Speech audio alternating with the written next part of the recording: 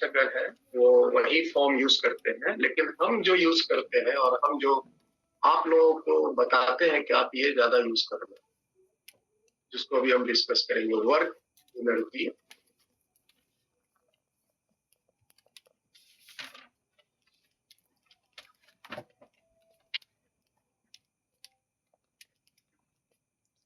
Recording in progress.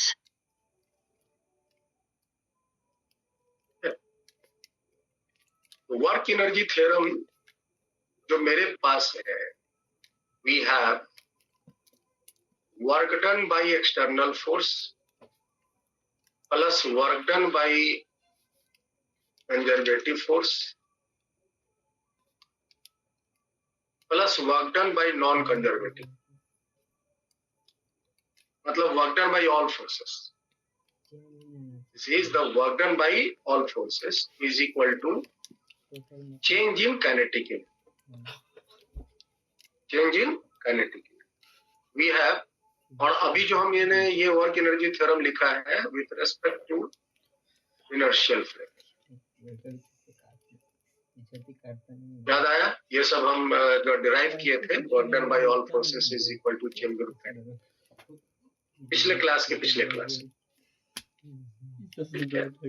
और अगर non inertial frame consider करेंगे तो work done bye pseudo force भी लेफ्ट साइड में ऐड, तब 4 फोर्स हो जाएंगे. Work done by external, external मतलब जो हम बाहर से ठेले या खींचे, मैंने जो फोर्स लगाकर खींचा या ठेला, दैट इज द एक्सटर्नल. एक कंजर्वेटिव फोर्स हुआ वो फोर्स जो पाथ पर डिपेंड नहीं करता, उसके वर्क डन एक राउंड ट्रिप में जिसके वर्क डन 0 होते हैं, जैसे कि gravity force, spring force, buoyancy force, वो सारे हो गए कंजर्वेटिव. नॉन कंजर्वेटिव फोर्स वो होते हैं जिसके वर्क डन पाथ पर डिपेंड करते हैं और एक राउंड ट्रिप में वर्क डन 0 नहीं.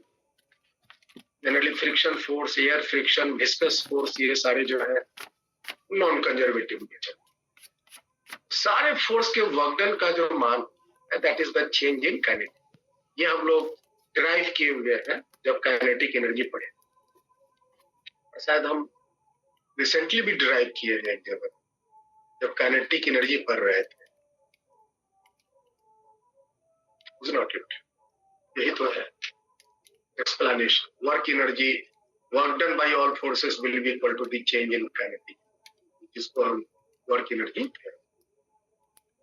इसमें हमने सूडो फोर्स भी जोड़ के पूरी डेरिवेशन, चाहे पाथ कोई भी हो जाए, कोई भी पाथ से चले, हमेशा work done by all forces बराबर चेंज इन काइनेटिक.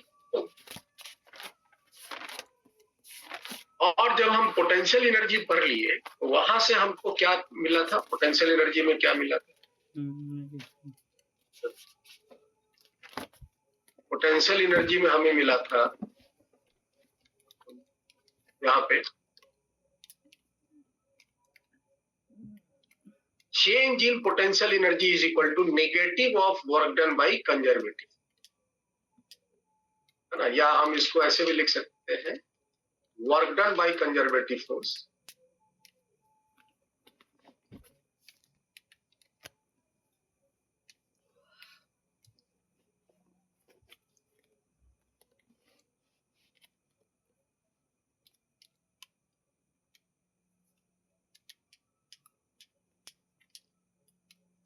इसको अगर हम चाहें तो ऐसे भी लिख सकते हैं, change in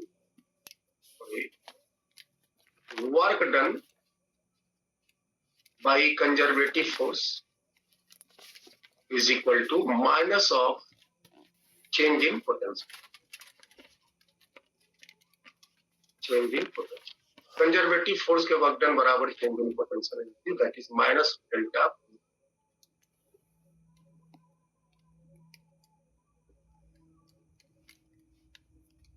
So this is the, ये जो है डेफिनेशन के अनुसार मैंने रिजल्ट निकाला था. ये जो मेरे पास डेफिनेशन है, इसको ही फॉलो करते हुए यहाँ, ये हमेशा वैलिड है चाहे आप कोई भी फ्रेम में बैठ जाए. Work done by conservative force will always be equal to the negative of change in potential. ये वर्क एनर्जी थ्योरम नहीं है, ये specially work done by conservative. जो work done by conservative force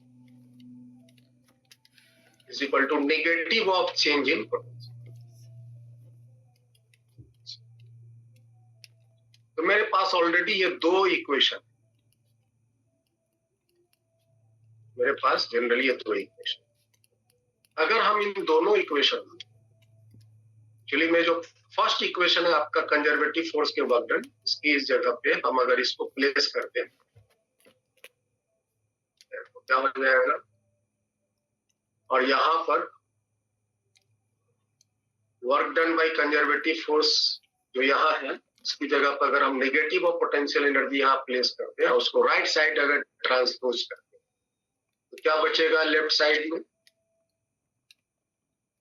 work done by external plus work done by non conservative बराबर change in kinetic energy तो पहले से था, और इसके नेगेटिव जब राइट साइड ट्रांसपोज होंगे तो प्लस ये चेंज इन,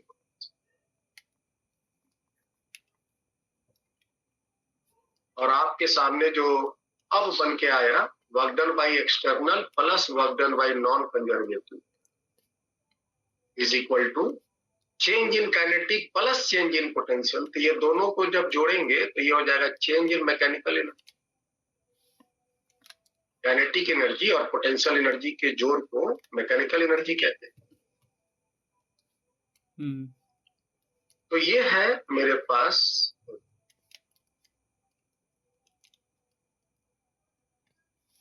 और ये हम यूज करेंगे चेंज इन मैकेनिकल एनर्जी, मतलब mechanical energy final minus mechanical energy initial, work done by external force plus work done by non conservative force is equal to mechanical energy final minus mechanical energy, ये याद है। और ये जो work done हो रहा है ना वो इनिशियल से फाइनल हो रहा है, ये जो वर्क डन हो रहा है वो इनिशियल से फाइनल।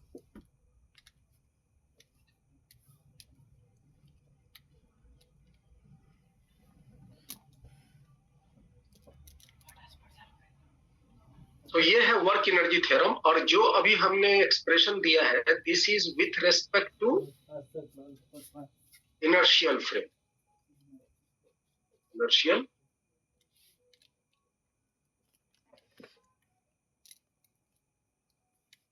चाहे ऑब्जर्वर रुका हुआ हो तब ये वाली इक्वेशन वैलिड होंगी, या ऑब्जर्वर यूनिफॉर्म मोशन से चल रहा हो तब भी यही इक्वेशन वैलिड हो।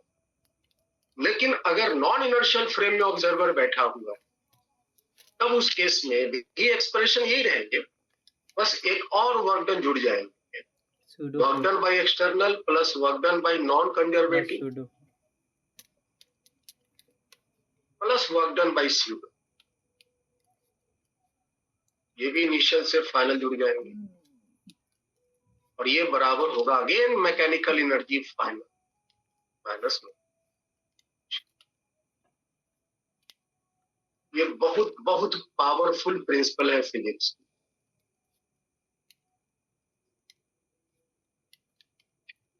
अगर कोई प्रॉब्लम सॉल्व कर रहे हो जहां पे काइनेमेटिक्स लगाना मुश्किल हो रहा है, जहां पर फोर्स ड्रॉ करके इक्वेशन लिख करके सॉल्व करना मुश्किल हो रहा है, जहां आपको लग रहा है कि फोर्स भी लग रहे हैं काइनेमेटिक्स भी काम करेंगे, और दोनों के कॉम्बिनेशन से ही प्रॉब्लम सॉल्व होगा, और दोनों एक साथ लगाने में कॉम्प्लिकेशंस आ रहे, उन सारे कॉम्प्लिकेशंस को ये थ्योरम बहुत इजी करते हैं। आप उस प्रॉब्लम को अकेला इस थ्योरम से इजीली सॉल्व कर सकते हैं। और ये जो दूसरा वाला एक्सप्रेशन लिखे हैं, ये दूसरा वाला expression with respect to non inertial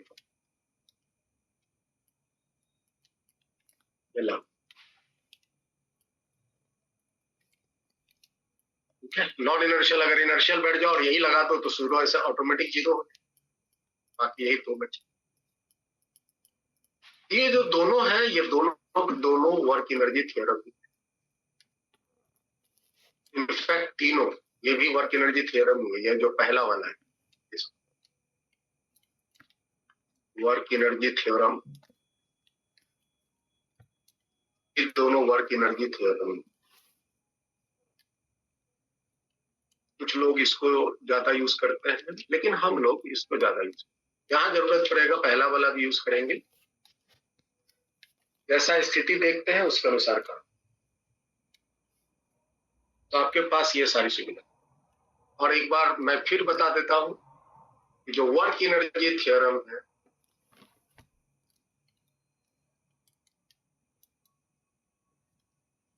the above work energy theorem is applicable for all types of path, चाहे बॉडी या सिस्टम सीधी रेखा में चल रहा हो तब भी लगेगा, कर्व मोशन में चल रहा हो भी लगेगा, पाराबोला में चल रहा हो, इलिप्टिकल मोशन में चल रहा हो, सर्किल में चल रहा हो, सब में लगेगा, सभी तरह के पाथ के लिए लगेगा। ऑल टाइप्स ऑफ फोर्सेस, सभी तरह के फोर्स के लिए भी एप्लीकेबल है। फोर्स का मतलब वो फोर्स कांस्टेंट है कि वो फोर्स वेरिएबल है। वेरिएबल है तो किस तरह से वेरिएबल है, टाइम के साथ वेरिएबल है कि पोजीशन के साथ वेरिएबल है कि वेलोसिटी के साथ वेरिएबल है, आई डोंट केयर। सारे तरह के फोर्सेस के रेस्पेक्ट में भी हम इसको लगा सकते हैं। Of course all types of frame of observer अगर रेस्ट में है तब भी वर्क एनर्जी थ्योरम लगा सकते हैं, यूनिफॉर्म मोशन में जा रहा है तब भी लगा सकता है, सर्कुलर मोशन में चल रहा है तब भी लगा सकता है, एक्सेलरेटिंग में है तब भी लगा सकता है। तो सभी तरह के फ्रेम के लिए, सभी तरह के पाथ के लिए, सभी तरह के फोर्सेस के लिए लगा, मतलब कि इसको लगाने में कोई भी बंदिश नहीं। एकमात्र एक यही प्रिंसिपल है फिजिक्स की जिसके लिए कोई भी कंडीशन नहीं है कि अगर, बाकी सब में कंडीशन है। काइनेमेटिक्स के इक्वेशन लगा सकते हैं सिर्फ और सिर्फ तब जब एक्सेलरेशन, है ना, आगे पढ़ेंगे मोमेंटम कंजर्वेशन, उसको तभी लगा सकते हैं जब एक्सटर्नल फोर्स जीरो। आगे पढ़ेंगे एंगुलर मोमेंटम कंजर्वेशन, वो तभी लगा सकते हैं जब नेट एक्सटर्नल टॉर्क जीरो।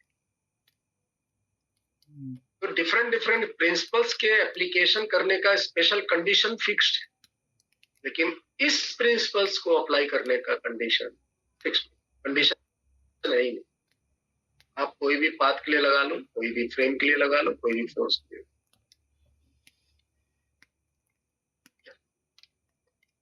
तो आप आजाद हैं। आप कहीं भी कभी भी किसी भी तरह के मोशन में आप इसको यूज कर सकते,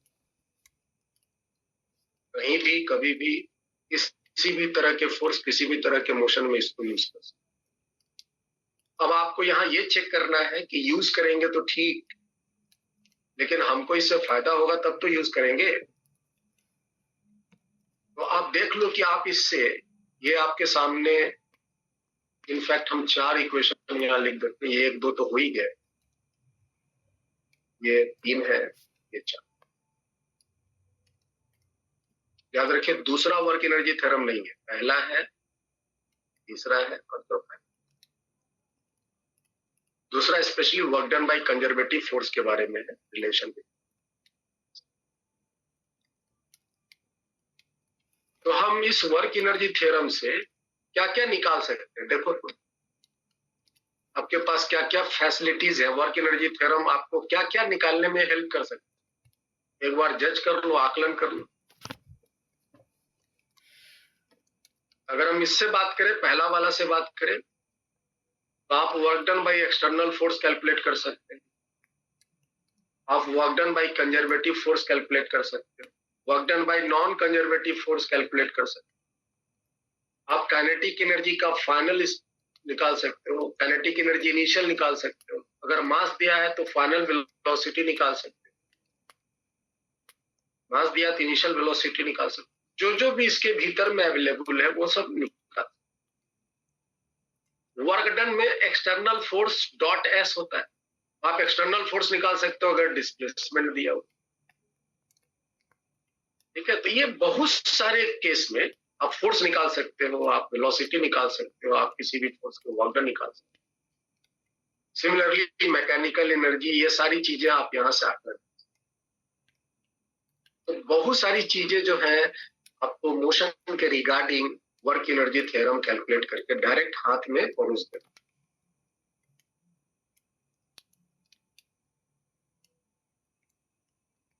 ये पहला पॉइंट मैंने लिखा है। दूसरा पॉइंट याद रखिएगा। चलो छोड़ो इसको, हम एक और थ्योरम कर लेते हैं, फिर आगे बात करेंगे।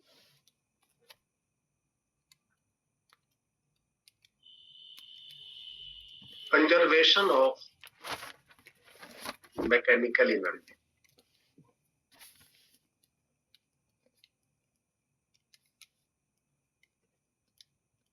Conservation of mechanical energy.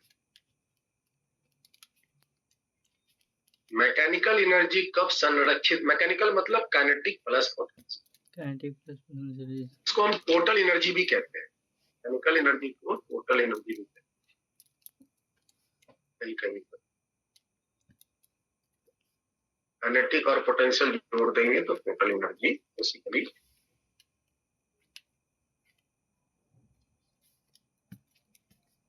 तो ये कंजर्व्ड कब रहे? तो देखो मेरे पास जो रिलेशन आया है वो है और inertial frame of reference. Inertial frame of reference के लिए मेरे पास जो रिलेशन है, work done by external force plus work done by non conservative force is equal to change in mechanical energy. ये जो तीसरा वाला है, work done by external plus work done by non conservative is equal to change in mechanical, final mechanical minus initial.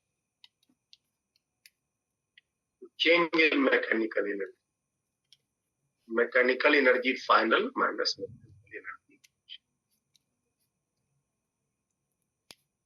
अब आप यहां से बताओ तो वेदांत कि मैकेनिकल एनर्जी में चेंज कौन कर रहा है?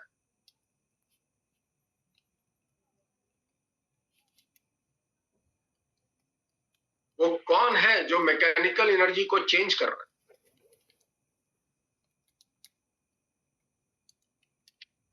सर एक्सटर्नल फोर्स और non conservative force.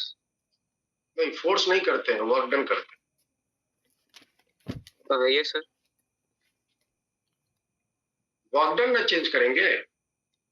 Yes sir.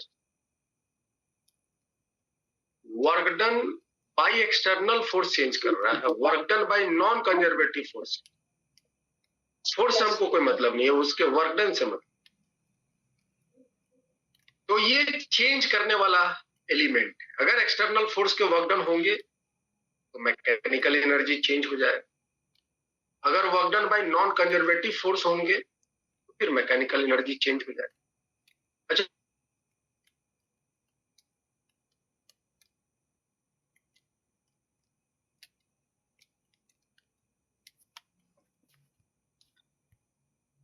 मेरी आवाज आ रही है ना?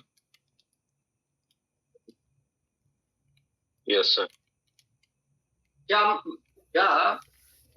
कंजर्वेटिव फोर्स के work done mechanical energy change कर सकता है? मिथिलेश आप बताएं। जी सर। मेरा क्वेश्चन ये है, नहीं आप बहुत ध्यान से सुनिए क्वेश्चन को, कि मैकेनिकल एनर्जी को चेंज तब होगा ना जब इसके द्वारा वर्क डन होगा।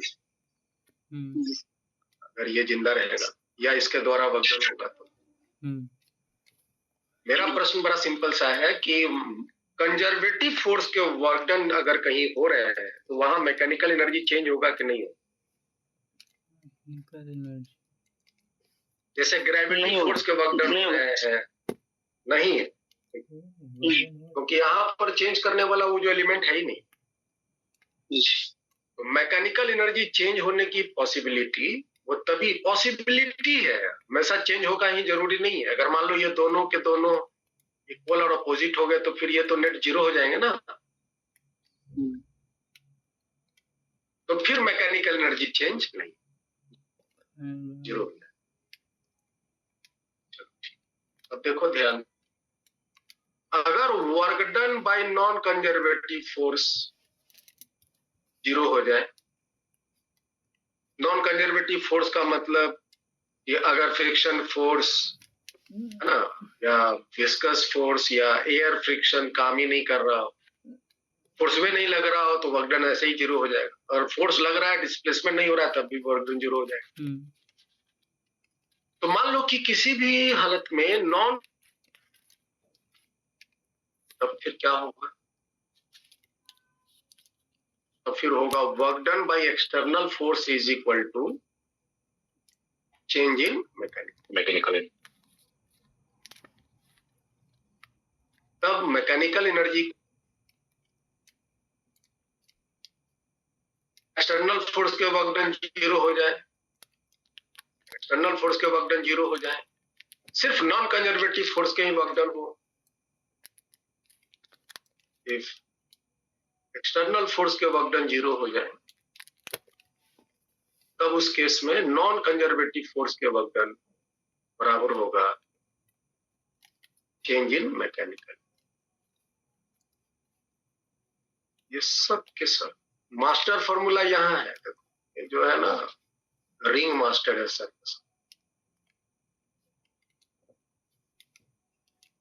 ये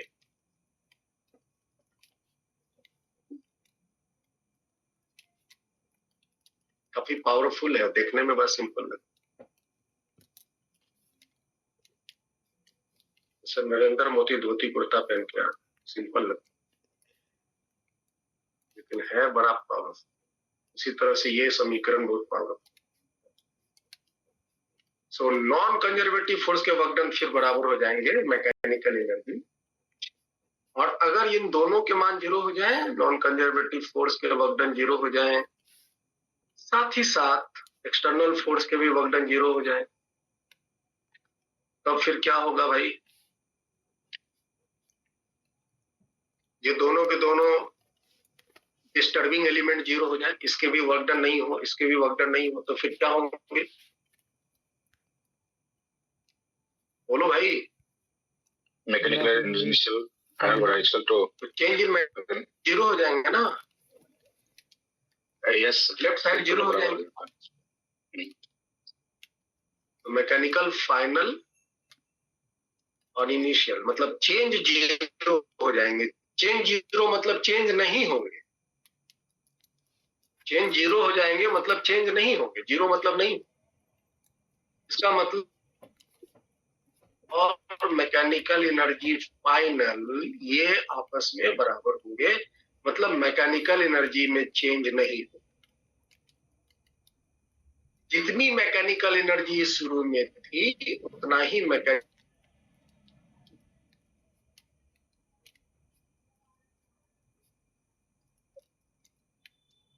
और अगर इन दोनों में से कोई भी एक फोर्स के द्वारा काम शुरू हो जाए, काम होना शुरू हो जाए, conservative force, non conservative force के वर्क डन 0 नहीं हो, या एक्सटर्नल फोर्स के वर्क डन 0 नहीं हो, दोनों में से कोई एक जिंदा रहेगा, तो फिर mechanical energy change.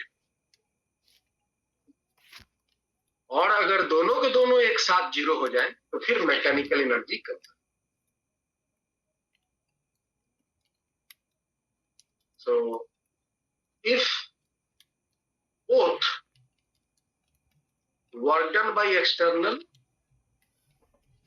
and work done by non-conservative become 0, then only mechanical energy will be conserved.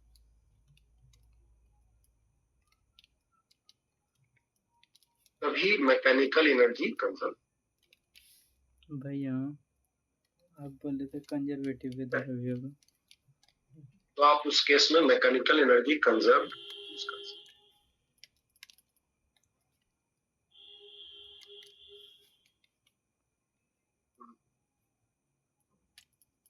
ये सारी बातें हैं, वर्क एनर्जी थ्योरम से ही ये निकलता है। तो ये मैकेनिकल एनर्जी कंजर्वेशन हम स्पेशली बस समझने के लिए पढ़ते हैं, लेकिन ये बातें आप डायरेक्ट यहाँ से सीधे ना चेंज करेगा, कब मैकेनिकल नहीं करेगा। दूसरी बात हम यहाँ आपको और शेयर करना चाहते हैं,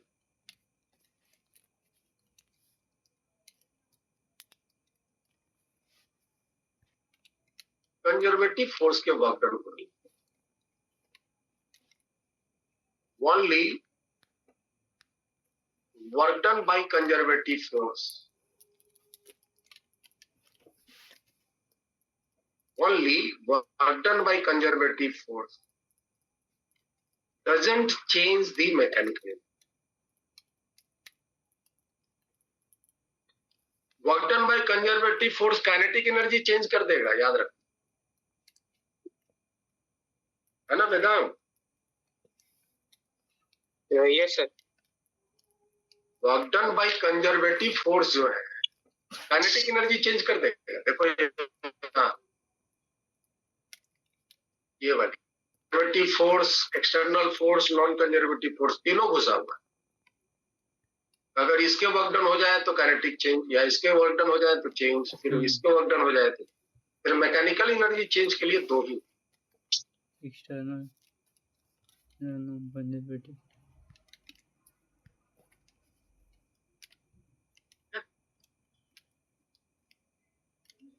कुछ बातों को ध्यान रखिए और रिमेम्बर रखना है इसको। Work done by all forces is equal to change in kinetic energy.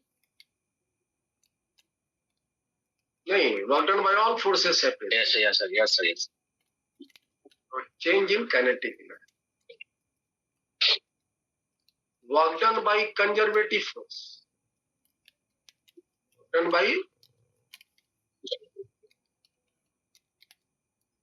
conservative force only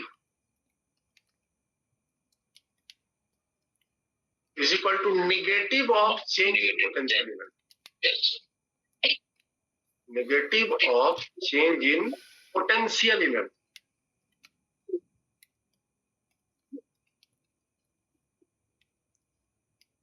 Work done by external force and non-conservative force is equal to change in mechanical energy. Mechanical energy.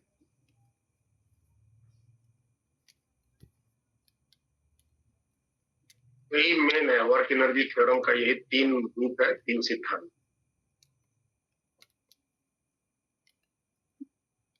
ऊपर वाला एक नीचे, और मैंने एक बात आपको लिखा दिया है कि ये जो थ्योरम है आप कहीं भी किसी भी पाथ के लिए, किसी भी कोर्स के लिए, किसी भी फ्रेम के लिए लगा सकते। चलिए हम इसको कैसे लगाना है आगे सीखेंगे, पहले हम इसका एक छोटा सा जो part, that is the power.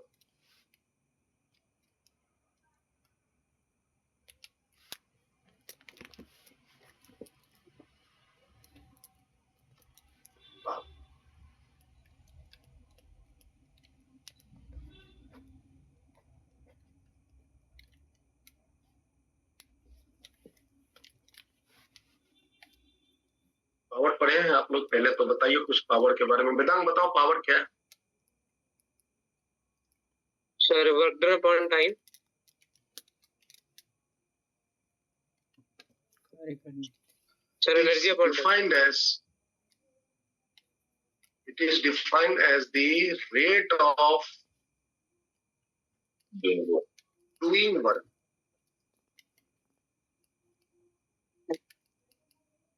Rate of doing work. काम करने, सिंपल डेफिनेशन है, काम करने की दर, मतलब आप कितना तेजी से काम कर रहे हैं उससे आपकी पावर डिसाइड है ना। काम करने की दर की बात, अगर आप जल्दी जल्दी काम कर रहे हैं तो इसका मतलब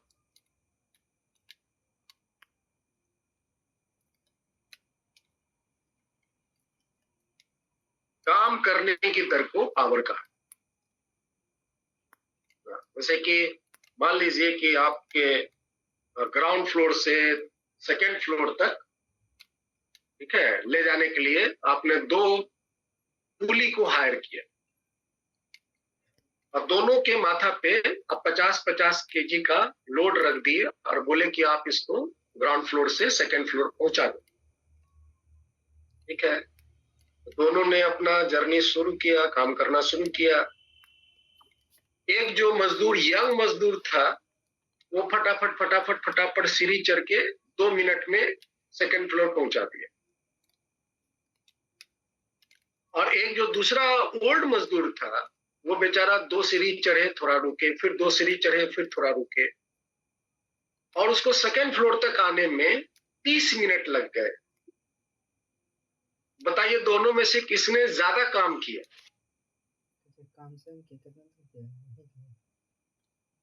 मिथिलेश बताइए तो, दोनों में से किसने ज्यादा काम किया? दोनों सेम ज्यादा है। जो कम समय लगाया है, जी, जो समय कम लगाया,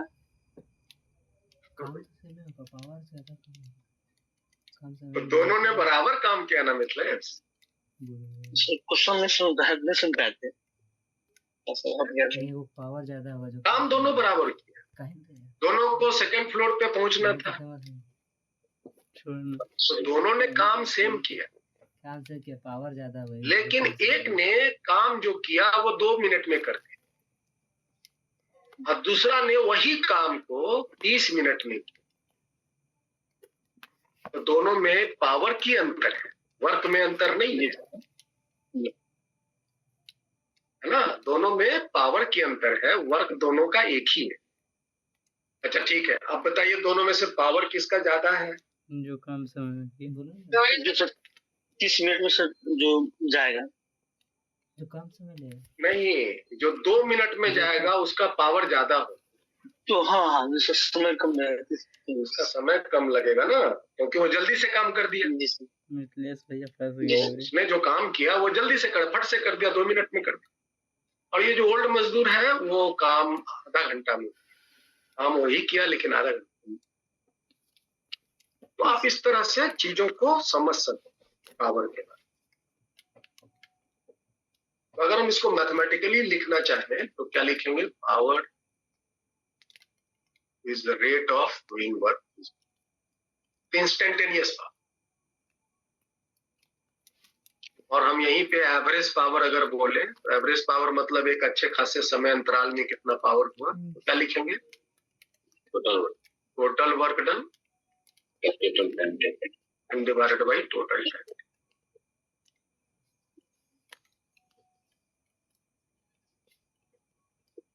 ये एवरेज पावर।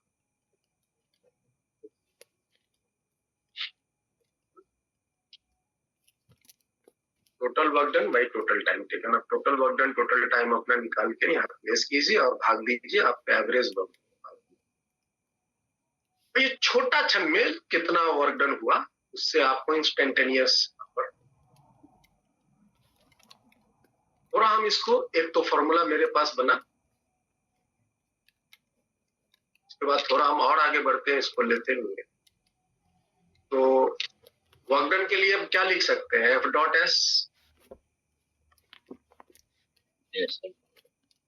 एस लिखा, और ये फॉर्मूला हमने लगाया जब फोर्स कांस्टेंट हो,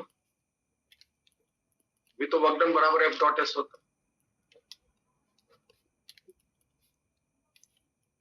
और जब फोर्स कांस्टेंट है तो वो डिफरेंशिएशन के बाहर हो जाएगा, रह जाएगा ds by dt। This is the instantaneous. ds by dt is the velocity. ds by dt is the velocity. तो इंस्टेंटेनियस पावर जो है वो फॉर्मूला मुझे बनाकर देता है, F dot force dot displacement, force dot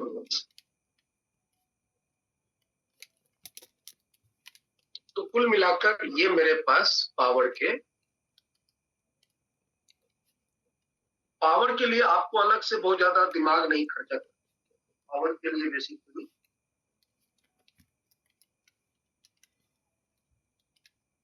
work done निकालनी है और वर्क डन होने में क्या टाइम कम लगा वो निकालना,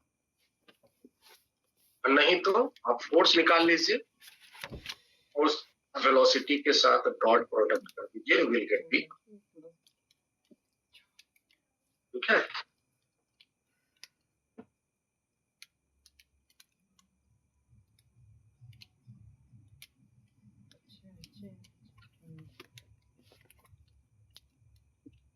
पावर का यूनिट क्या होता है?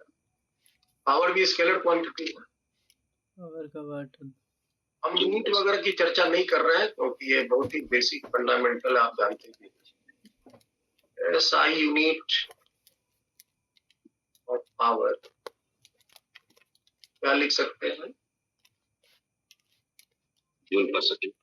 जूल पर सेकंड, जूल पर सेकंड को ही वाट कहते हैं। जूल पर सेकंड को ही वाट कहते हैं। तो ये हुआ वाट।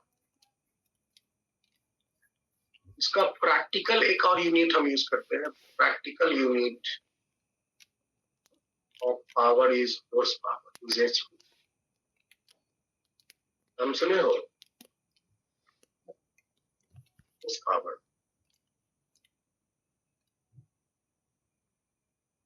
इसको इंजीनियरिंग यूनिट भी कहते हैं। और 1 HP बराबर क्या होता है वेदांत? 746 watt। 746 वाट। जनरली जितने भी मशीनरी सिस्टम है, जितने भी मशीनरी सिस्टम, उनके पावर को हम हॉर्स पावर से ही डिजाइन करते ना। जैसे आप ट्रैक्टर का, मोटरसाइकिल का, ये सब का, या जो आपके घर में मोटर, वो जो पानी वाला मोटर लगा होगा, तो सब का अगर आप पावर, क्योंकि ये जो मशीन है वो कितना पावर का है, तो इसका मतलब क्या हुआ? पावर। और वो जो बोलेगा आप कितना पावर का है, तो जनरली वाट में नहीं बोलता है। ज्यादातर जो मशीनरी पावर है वो हॉर्स पावर में बोलता है।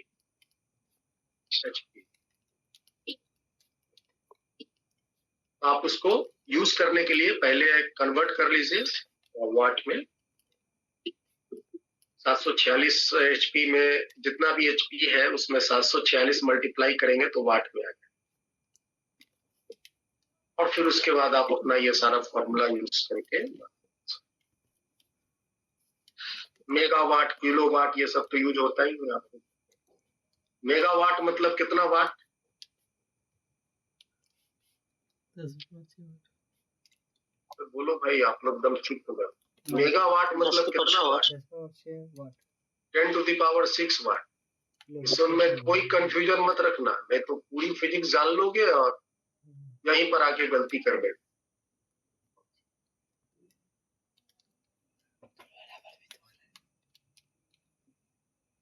वन किलोवाट मतलब 10⁻3 वाट।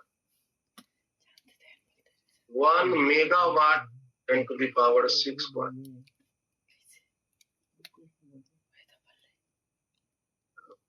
One HP is equal to 746 वाट।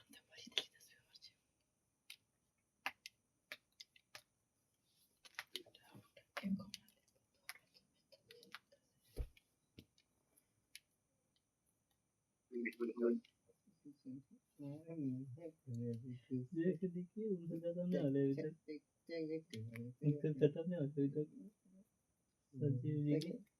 संजीव जी के नोट कर लेना, नोट कर लेना। तक देखो क्या अभी तक खत्म ना हो संजीव जी की। ये सब चुप रहें रे।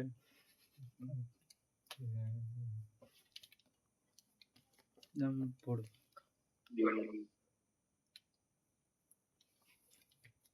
पावर का मेरे पास क्या फॉर्मूला आया? dW/dt है या ना? यस।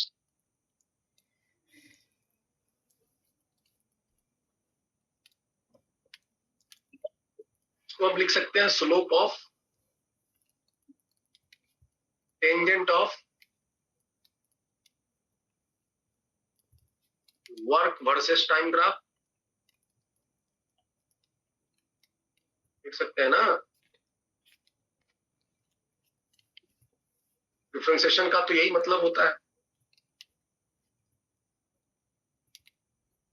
अगर आपको वर्क परफॉर्म वर्सेस टाइम अगर दिया हुआ है,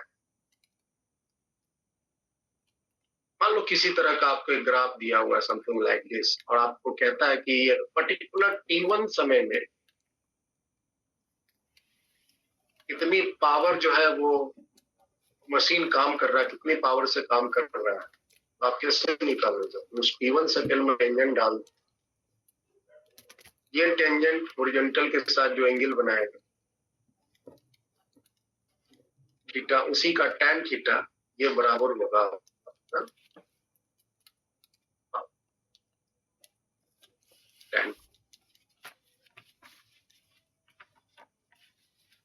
तो ये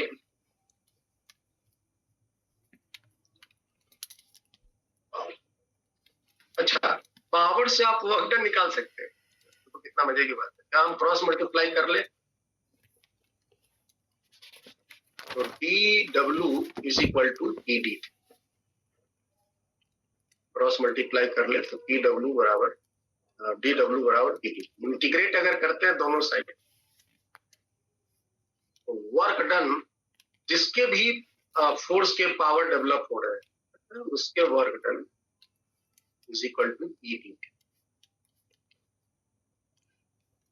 तो पावर को इंटीग्रेट करेंगे तो मेरा वर्क डन कैलकुलेट, और इंटीग्रेशन मतलब क्या है?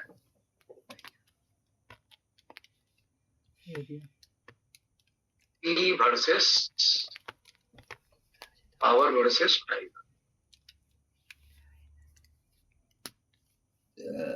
पावर वर्सेस टाइम ग्राफ अगर दिया है और वर्क डन निकालना है तो आप वर्क डन निकाल। अगर मान लीजिए कि आपके पास कोई भी एक प्रकार का पावर वर्सेस टाइम ग्राफ दिया हुआ है, ऐसे ऐसे ऐसे ऐसे, ये सब अपना अपना ग्राफ का रिप्रेजेंटेशन है, और कहता है कि यहाँ से यहाँ तक का 0 से लेकर t समय तक पावर की ये वेरिएशन हो रही है। तो बताइए कितना, तो कैसे निकालेंगे? एरिया से 0 से लेकर t समय तक अगर पूछा जाए तो पूरा एरिया हम निकाल लेंगे तो वर्क डन। ये सारी चीजें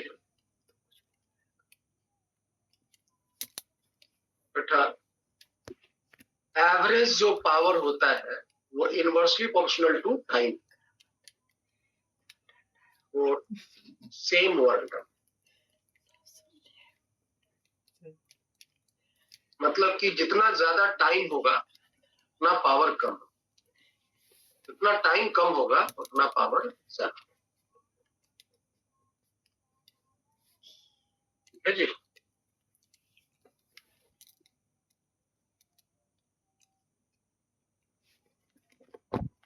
ये है पावर के कुछ रिलेशन जिसको हम यूज करके प्रॉब्लम सॉल्व करने में इस्तेमाल कर सकते हैं। इधर तो यूनिट बता दिया, इधर फॉर्मूला। चलिए हम डिस्कस करते हैं motion of A vehicle with constant power।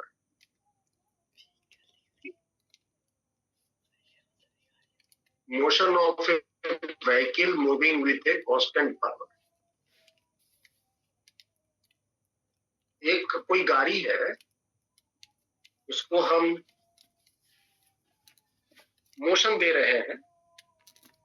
जैसे मान लो कि तुम कार चला रहे हो,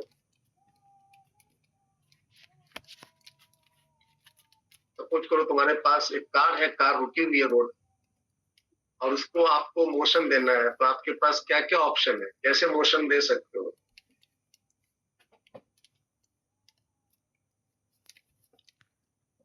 हाँ जी, जैसे मान लो कि यहाँ आपका एक कार है और ये रेस्ट में है, इनिशियली रेस्ट में है, और आपको इसे मोशन देना है। मोशन देने के लिए आपके पास क्या ऑप्शन है, बोलो, क्या कर सकते हो? कार रुकी हुई है और आपको उसको चलाना है, तो क्या क्या कर सकते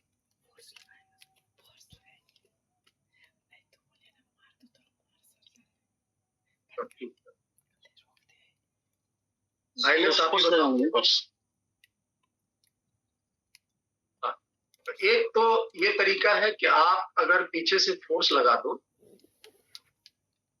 पीछे से फोर्स लगा दो, पीछे से 2-4 आदमी बुला करके ठेलना शुरू कर दो, फोर्स लगा दो, ये चलना शुरू हो जाएगा। मान लो इसके कार के मास है मत,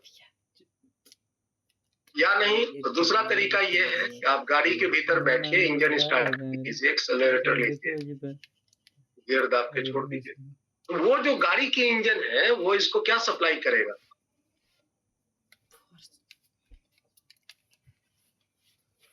देखो यहाँ और दोनों में अंतर है। फोर्स को, यहाँ पर मैंने फोर्स को स्ट्रेट लाइन एरो से दिखाया, और यहाँ पर मैंने थोड़ा सा लहराता हुआ साइन से दिखाया है, दैट इज द पावर, क्योंकि पावर स्केलर क्वांटिटी। दोनों केस में गाड़ी एक्सेलरेट करेगा, दोनों केस में गाड़ी का आगे मोशन होगा, एक्सेलरेशन यहाँ भी होगा, एक्सेलरेशन यहाँ भी होगा।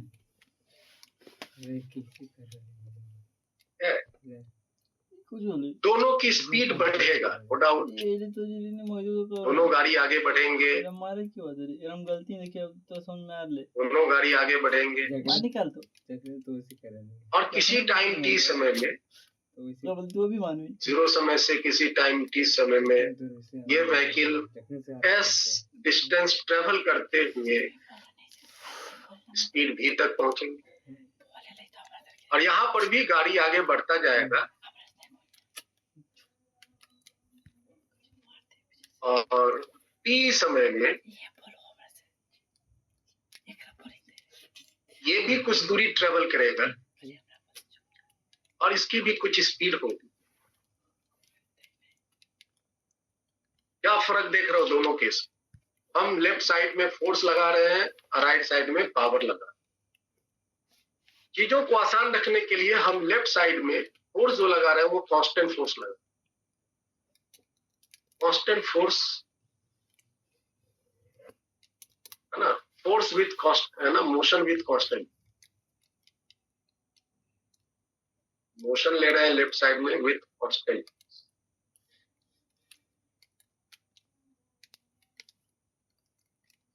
राइट साइड में मोशन ले रहे हैं विथ कांस्टेंट पावर।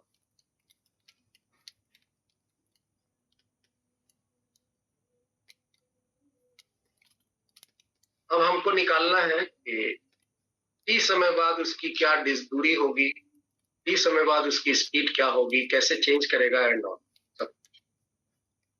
अगर यही कांस्टेंट पावर ना होकर वेरिएबल पावर हो जाए तब भी हम काम ऐसे ही करेंगे, जब ये भी हम कांस्टेंट के लिए सीख। तो देखो मेरे पास क्या है, मेरे पास है फोर्स इज इक्वल टू,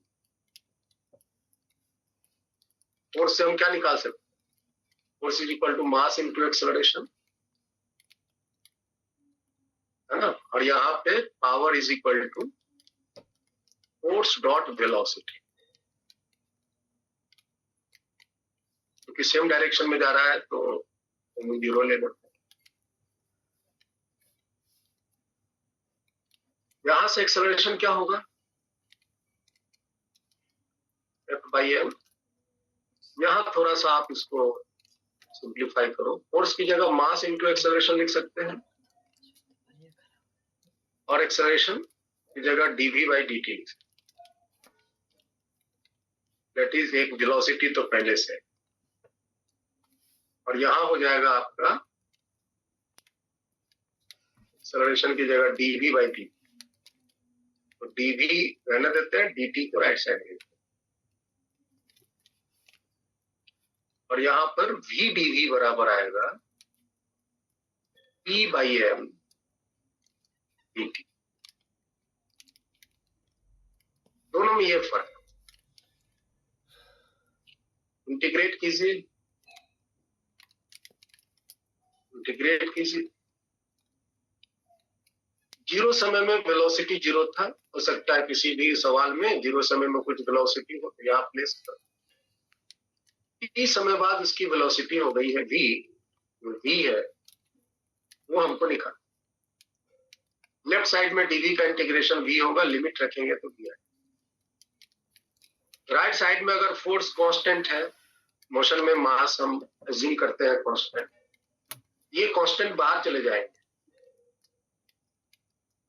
और dt का इंटीग्रेशन t होगा, लिमिट रखेंगे।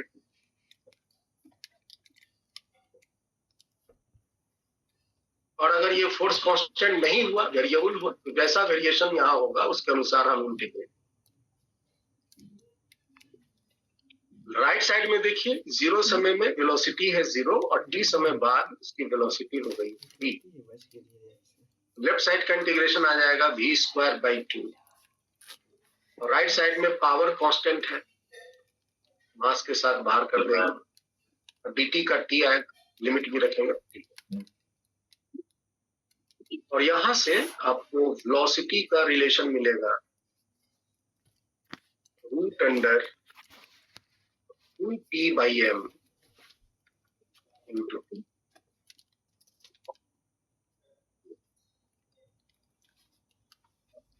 ये वेलोसिटी का रिलेशन। आप यहां से कह सकते हो कि अगर फोर्स कांस्टेंट लग रहा है तो वेलोसिटी जो है वो डायरेक्टली प्रोपोर्शनल टू टाइम, और अगर पावर कांस्टेंट काम कर रहा हो तो वेलोसिटी जो है वो directly proportional to square root of time. This is the variation. Time के साथ इसकी यही वेरिएशन।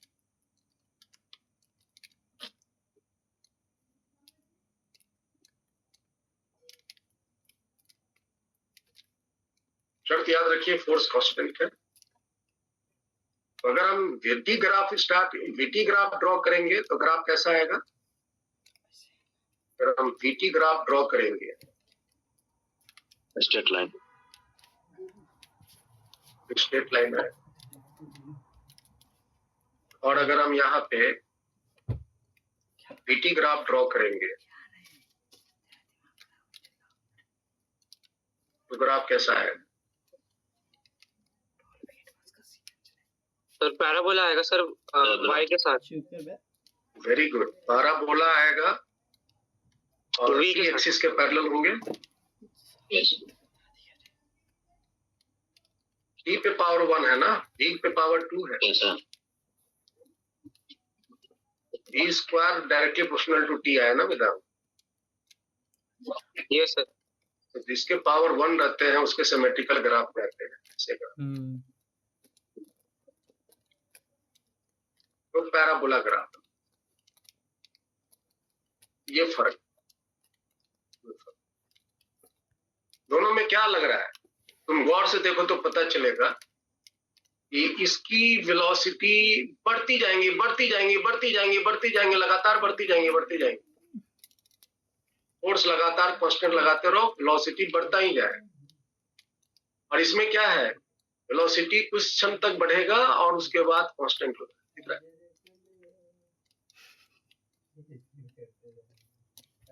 है ना Mithilesh? yes sir. So this is the variation with now. आइए डिस्टेंस ट्रेवल निकालते हैं। dv को लिख सकते हैं dx by dt, right side में f by m into t। dx is equal to f by m t dt। Integrate करते हैं। जीरो समय में तो चलना शुरू ही किया है और t समय बाद डिस्टेंस चला है s, t समय बाद वो डिस्टेंस ट्रेवल किया है s। तो लेफ्ट साइड का इंटीग्रेशन हो जाएगा s, लिमिट रखने के बाद dx का तो x होगा, लिमिट रखेंगे तो s। राइट साइड में f by m T D T का इंटीग्रेशन हो जाएगा टी स्क्वायर, लिमिट रखने के बाद भी।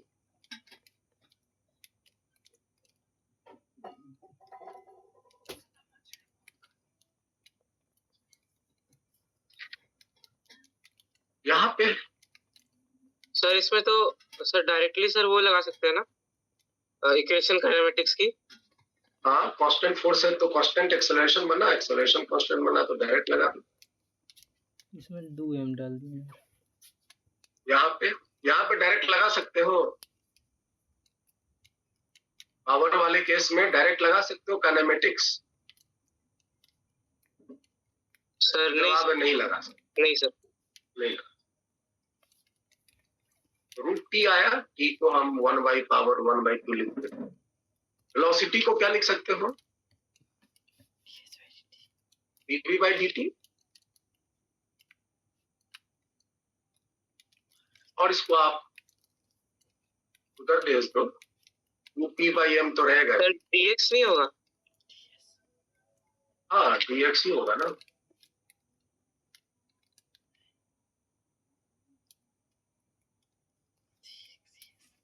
वेलोसिटी की जगह dx ही होगा, तो dx बराबर हो जाएगा √2p/m 1/2 dt।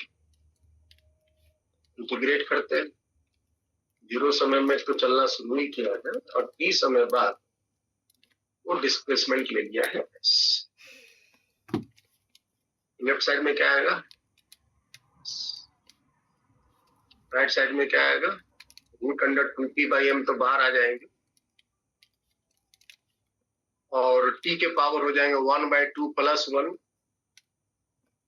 3/2। डिनोमिनेटर में भी 1/2 + 1 3/2। तो इस तरह इसको जब आप सिंप्लीफाई करोगे तो 2/3 √2p/n t⁻3/। इसको थोड़ा हम सजा के लिखें तो आप लिख सकते हो s = √8p/9। 2 को 4 बना के घुसा दिया, 3 को 9 बना, t⁻3/। दोनों में बेसिक फर्क देखो टाइम के वेरिएशन से क्या हो रहा है। तो लेफ्ट साइड में तुम देख रहे हो कांस्टेंट फोर्स के केस में कि जो s है वो directly proportional to time square, यहाँ जो s है वो directly proportional to time to the power.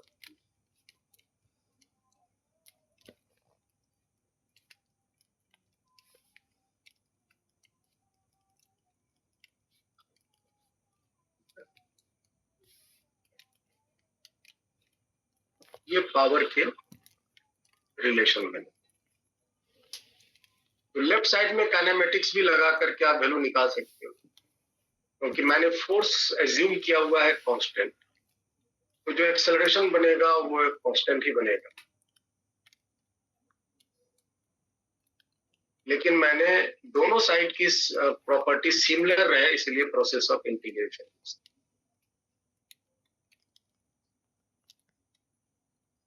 Power integration के बाहर इसलिए आ गया क्योंकि कांस्टेंट था, अगर वो कांस्टेंट नहीं होता तो फिर वो इंटीग्रेशन के अंदर इंटीग्रेट होके बाहर।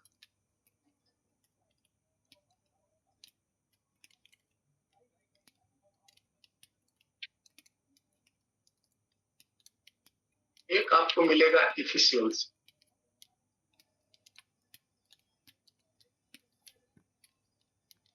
बीटा।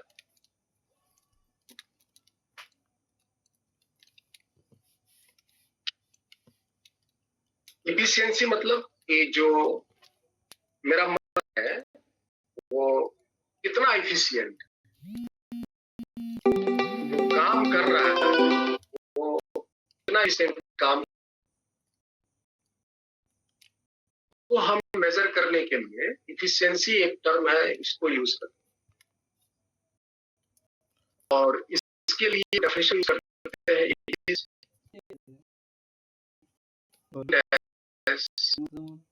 रेशियो ऑफ आउटपुट फिर करते हैं। आउटपुट एनर्जी और पावर दोनों में से कोई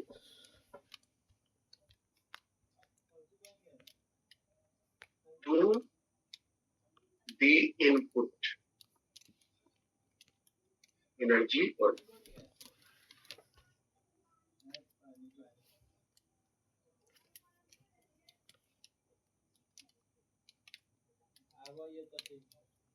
output by input.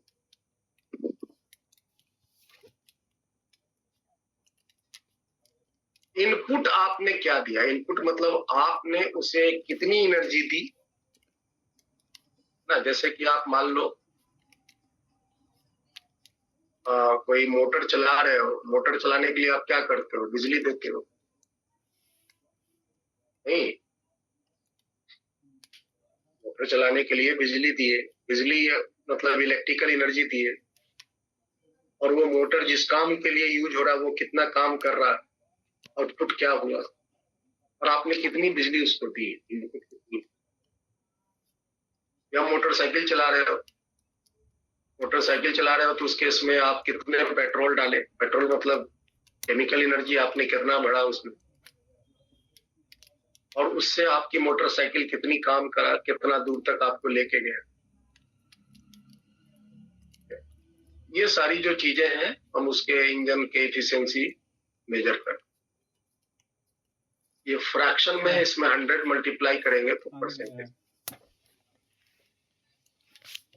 General efficiency percentage में दिया है। बस एकमात्र यही फॉर्मूला है, आउटपुट बाई।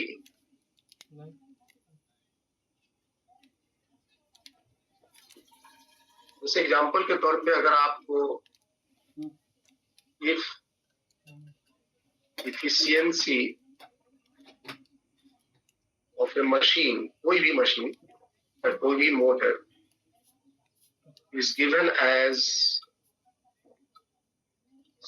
80 to 80%, मतलब क्या हुआ? 80% का मतलब क्या हुआ? 80% का मतलब हुआ ओरिजिनल से 80% ही काम कर पा रहा है, मतलब जितना काम 100%। आप कह सकते हो, लेकिन इसका जो मुख्य मतलब है कि आपने 100 जूल की एनर्जी उसमें डाली और वो आपको 80 जूल का काम करके दिया। बात समझ में आया? बाकी सब लॉस चला गया, दूसरे वर्क में कन्वर्ट हो गया। इसका मतलब हुआ कि if input is 100 joule then output is 80 joule.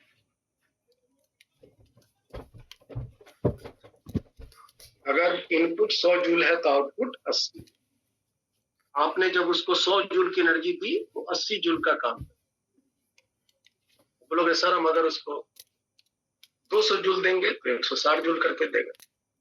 तो यहाँ ये वाला फॉर्मूला लगाकर आप उसका इनपुट देके आउटपुट कैलकुलेट कर सकते।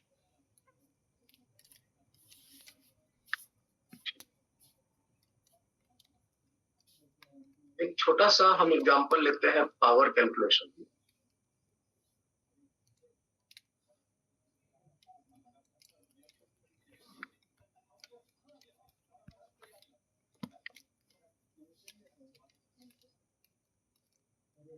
सपोज करो एक कार है, एक कार है,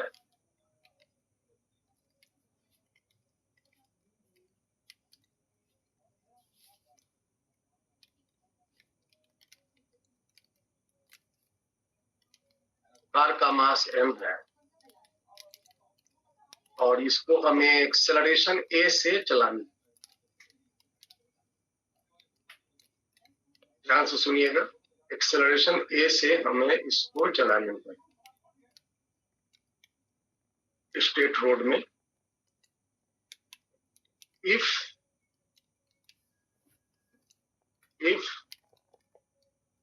an external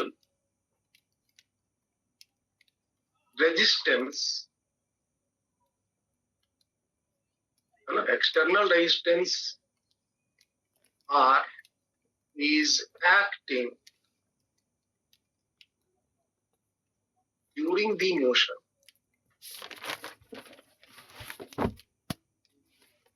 जैसे कि आप जब आगे कोई कार चलाएंगे तो हवा उसको रेजिस्ट करता है ना, हवा रेजिस्ट कर सकता है, या जो धरती है वो रेजिस्टेंस का क्या बोलते हैं, फ्रिक्शनल रेजिस्टेंस फोर्स लगा करके इसके मोशन को रुकावट पैदा कर सकते हैं। अगर कोई भी एक external resistance force during the motion इसमें लग रहा है तो आपसे पूछता है find the exerted by engine।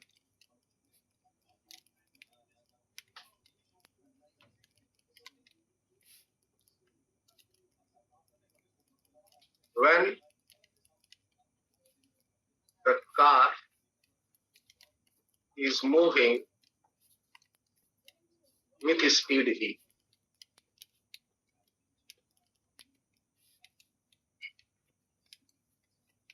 एक रेजिस्टेंस फोर्स लग रहा है, मतलब मोशन के अपोजिट में रेजिस्ट करने वाला फोर्स लग रहा है आर, और इस कार में एक्सेलरेशन है ए। जब ये कार भी स्पीड से चल रहा हो उस समय इसकी जो इंजन है कार की वो कितनी पावर यूज कर, कितनी पावर एक्सर्ट कर।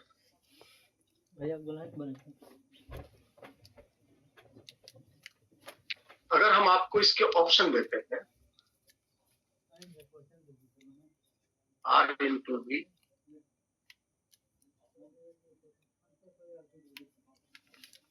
mass into acceleration into V, R minus M A into V, तैयारी में जंग छेड़ दिया है। या ठीक है, R is acting during motion from the power exerted by moving with speed। चार चॉइस दिया आपने, ठीक है, तो कौन सी पसंद आ रही है?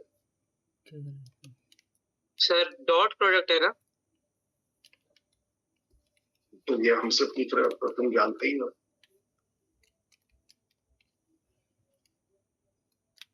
ये देखो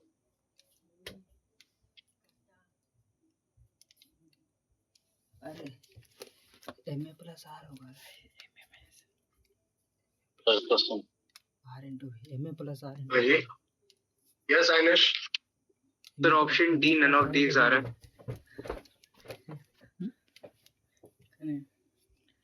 You are getting none of these, then what is the actual answer? Sir actual answer R plus MA into V आ रहा है। MA plus R into V।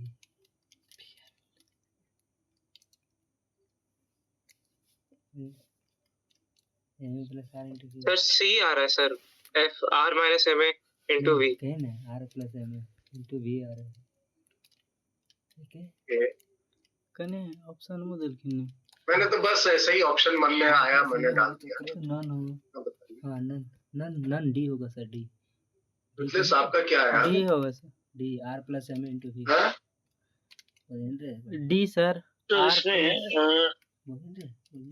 इसको तो सर डिस्टेंस पता है, टाइम पता है, डिस्टेंस नहीं पता, सही तो बोल रहे इसकी जरूरत क्यों नहीं है?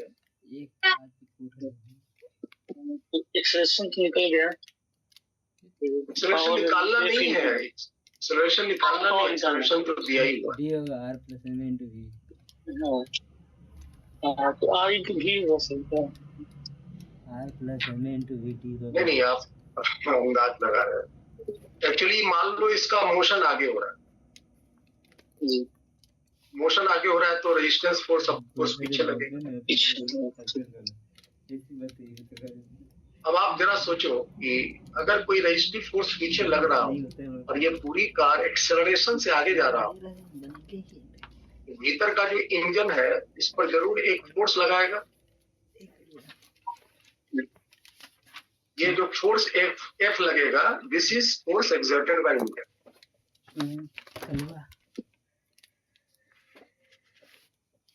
समझ में आ रहा है?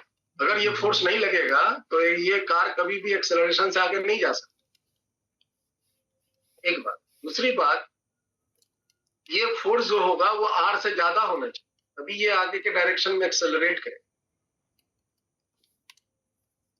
आपको यहाँ जो वर्क डन, आपको यहाँ जो पावर निकालनी है, इंजन के द्वारा पावर निकालनी है, तो इंजन ने जो फोर्स लगाया उसकी डॉट वेलोसिटी करनी, और अफकोर्स इसकी वेलोसिटी आगे के डायरेक्शन में होगा किसी इंस्टेंट। ये हमको निकालनी, ये जो फोर्स है, जो फोर्स आपको दिया नहीं है, जो फोर्स आपको पता लगाना है, उस फोर्स की पावर आपको, ठीक है। फोर्स हम निकाल लेते हैं, एनएलएम इक्वेशन लिख लीजिए, मास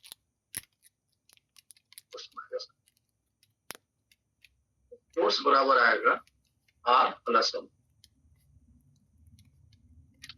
यहाँ पे फोर्स डिग्री, क्योंकि फोर्स और वेलोसिटी सेम डायरेक्शन में होगी, क्योंकि एक्सेलरेशन आगे का है। फोर्स की वैल्यू रख दीजिए r plus m a into p. This is the answer of this. तो आंसर नन है।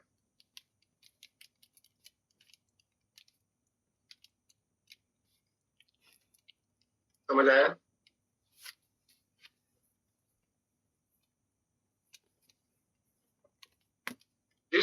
समझ आया वेदांत? Yes sir.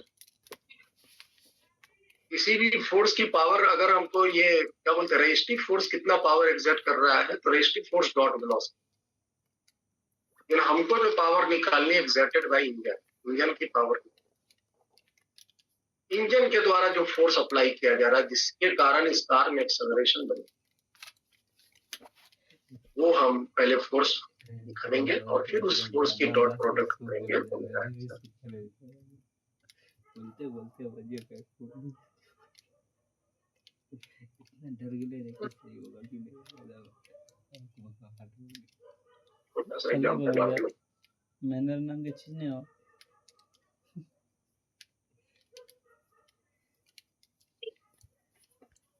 मान लो एक आदमी है, man of mass 60 kg is swimming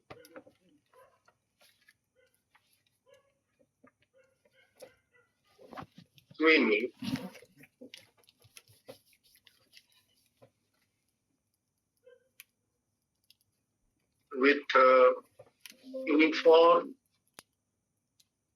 velocity covers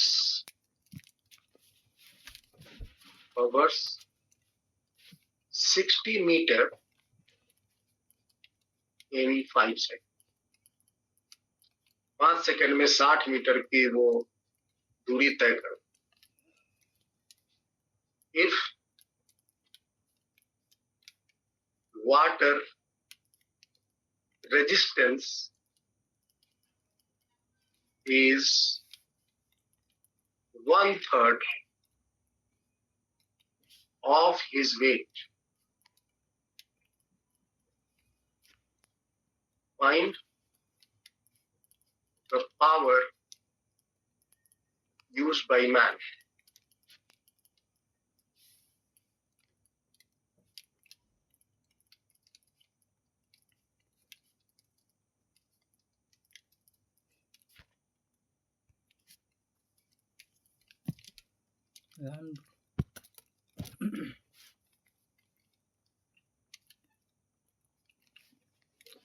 आदमी ने कितना पावर यूज किया इस गोल को अचीव करने के लिए? 60 मीटर की दूरी 5 सेकंड में तय कर।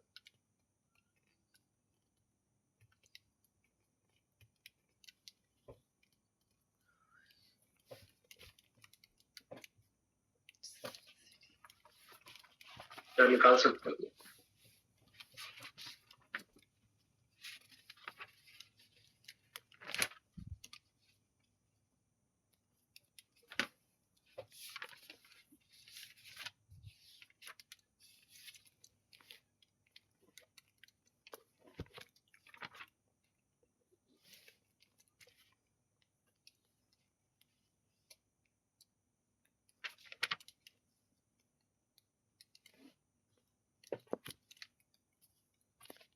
कॉन्सेप्ट इसके पहले सिखाया ना वेदांग, बिल्कुल उसी तरह बनानी है।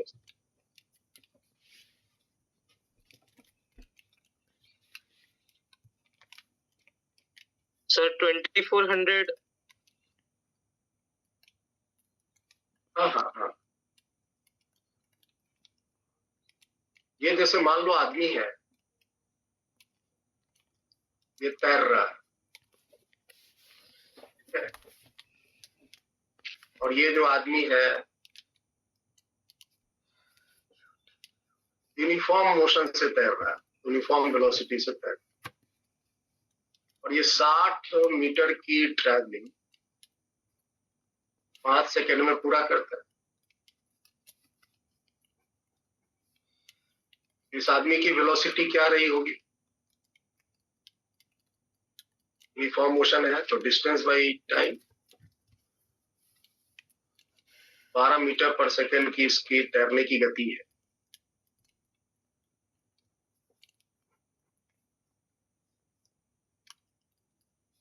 रेजिस्टेंस फोर्स पीछे लगेगा, मोशन अगर आगे है तो रेजिस्ट करने वाला फोर्स पीछे लगेगा, और रेजिस्ट करने वाला फोर्स कितना है? उसका वेट का मतलब mg का 1/3 mg/2।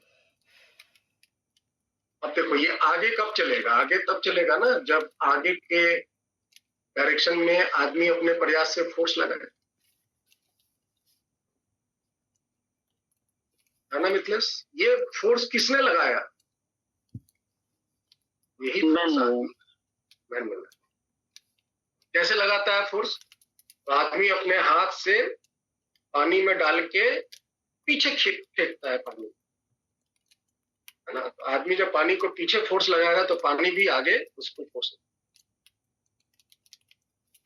ये जो फोर्स वो आदमी के द्वारा है।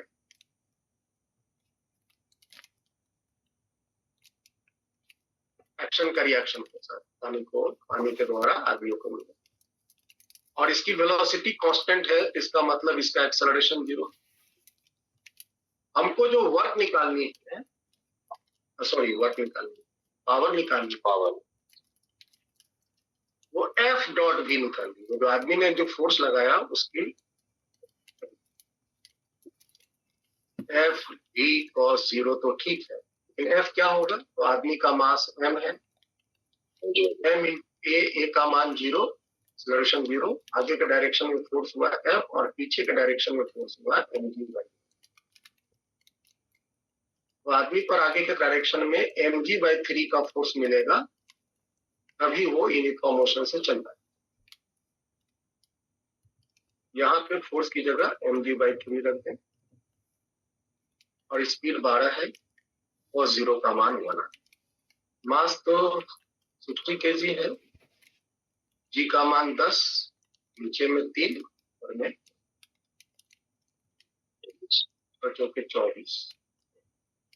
2400 वाट, है ना जी? 2400 वाट पावर जो है आदमी,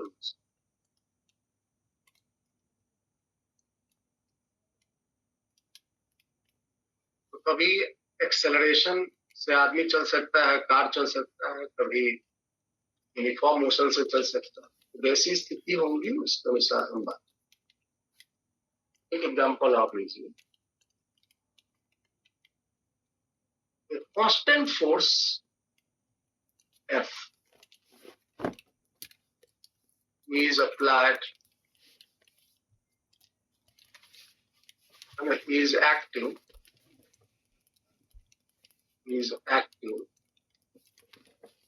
during motion.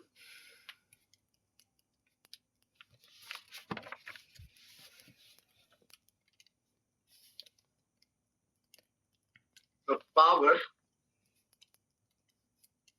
generated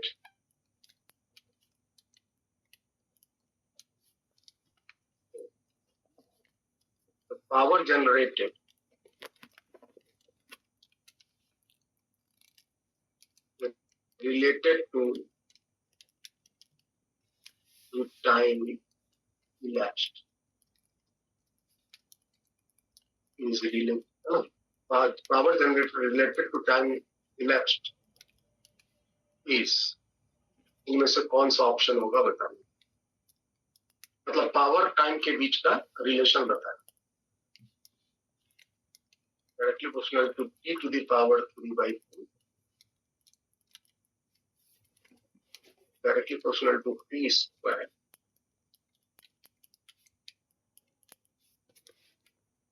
proportional to root 3, directly proportional to.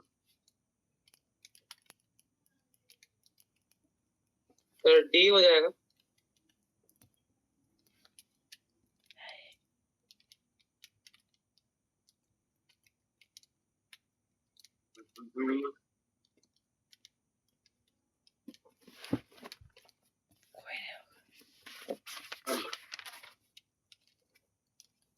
Ainesh, what is the answer of this question?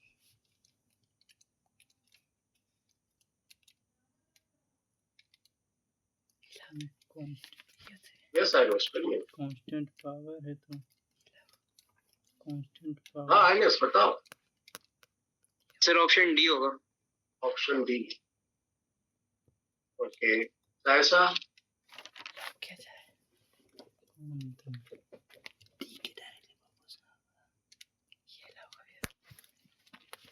Mithilesh आप बताइए कुछ. ठीक है ऑप्शन है दिया. ज्यादा टेंशन नहीं लेनी, पावर निकालनी है. जी. पावर का फॉर्मूला देखो. अब ये जो फोर्स लग रहा है वो फोर्स कांस्टेंट, फॉर्मूला तो वही रह जाएगा F dot V, F dot V, और फोर्स कांस्टेंट है याद रखिए. और वेलोसिटी, फोर्स के साथ वेलोसिटी का क्या रिलेशन है? वेलोसिटी के साथ फोर्स का रिलेशन है मास. वेलोसिटी, इनिशियल वेलोसिटी अगर हम 0 मान लें तो F/m into t ना, V बराबर U, U0, A का मतलब फोर्स बाई m, ये हो गया F V, V की जगह F/m into t. तो फाइनली पावर का जो मेरे पास फॉर्मूला बना वो बना F²/m into t. आप यहां से कह सकते हो कि जो पावर है directly proportional to, option D is the correct.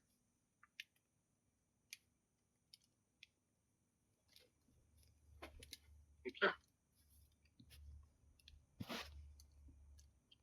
तो पावर अगर कांस्टेंट सप्लाई होता है तो पावर का जनरेशन टाइम के साथ तब आंसर ये होता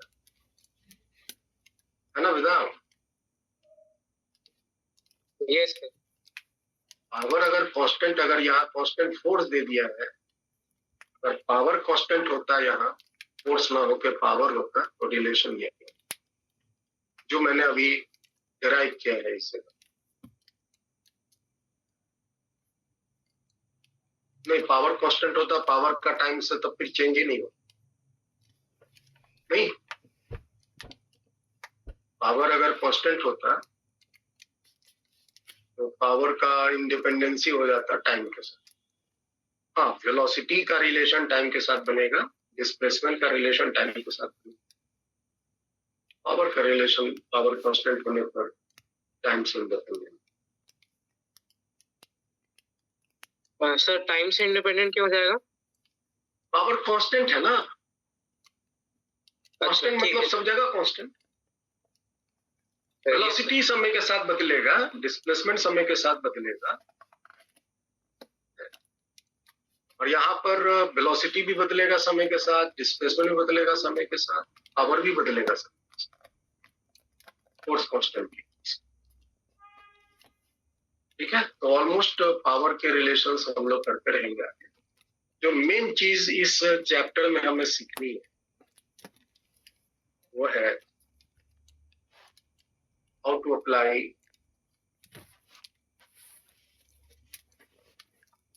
work energy theorem.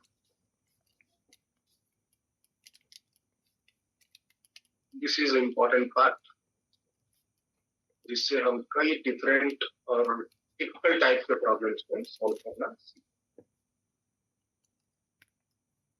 इस चैप्टर का सबसे इम्पोर्टेंट न्यूमेरिकल सॉल्विंग सेक्शन वही है, how to apply what can B.